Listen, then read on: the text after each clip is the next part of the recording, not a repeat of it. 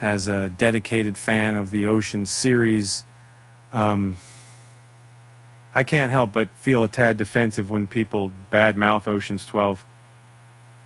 Don Cheadle himself admitted that it was a fun experience for the cast and crew, despite what the critics may say. Granted, it didn't quite live up to its predecessor's glory. But let's not forget, we're talking about a movie that made over $360 million worldwide. And people often approach me with criticism towards the film Oceans 12 as humorously and candidly expressed by actor Don Cheadle during his appearance on Late Night with Seth Meyers. In this talk show, he was promoting the new crime series Fight Night, The $1 Million Heist on Peacock. While chatting with host Seth Meyers, Cheadle shared that people he encounters frequently express their displeasure for the follow-up to the 2001 ensemble film Ocean's 11, which starred George Clooney and Brad Pitt. People often approach me to express their dislike for Ocean's 12, which feels oddly like strolling with strangers who suddenly comment, "Your belt is terrible, mate." You reply, "Thank you," and laugh a little. We, the cast members, do discuss this subject. It's a topic of conversation among us. It's quite a contrast to the enjoyable experience we had doing the film. Despite the inclusion of Vincent Cassel as the cunning yet treacherous Francois Tuller, who betrays Danny Ocean Clooney and his band of crooks to casino mogul Terry Benedict and Fields Garcia, Ocean's 12 holds the lowest cinema score among all films in the series, earning a B. Its rating on Rotten Tomatoes is even more unfavorable at 60%.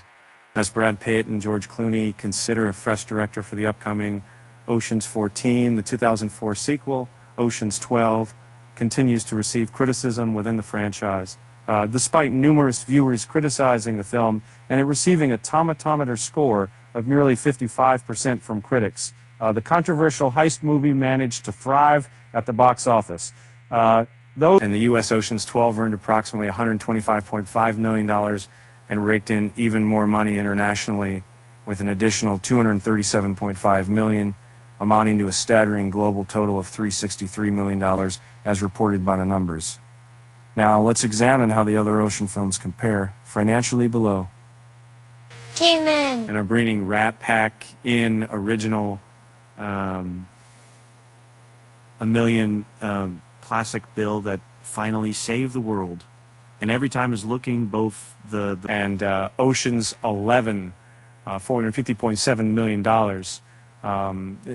allowed Ocean's 12 $333 million, Ocean's 13, which is more than a $311.7 million again in the Army aid, and $297.7 million for dedicated Oceans enthusiasts who pine for the captivating camaraderie between George Clooney and Brad Pitt on screen. Prepare to be thrilled. These cinematic powerhouses are joining forces once more in the action comedy titled Wolves, set to release later this month. Interestingly, they didn't demand a whopping $35 million each for their roles in the film. Clooney himself confirmed this during his appearance at the 81st Venice Film Festival. At the movie's press conference, as reported by Deadline, he stated, by the way, there's a really good report. Nicole Sperling for the New York Times, she wrote an interesting article about it. And whatever her source was for our salary, it is millions and millions and millions of dollars less than what was reported. And I am only saying that because I think it's made for our industry. If that's what people think is the standard bearer for salaries, I think that's terrible.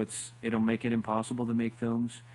And for premium subscribers, you can currently stream Ocean's 12 on Hulu, YouTube, and Sling TV.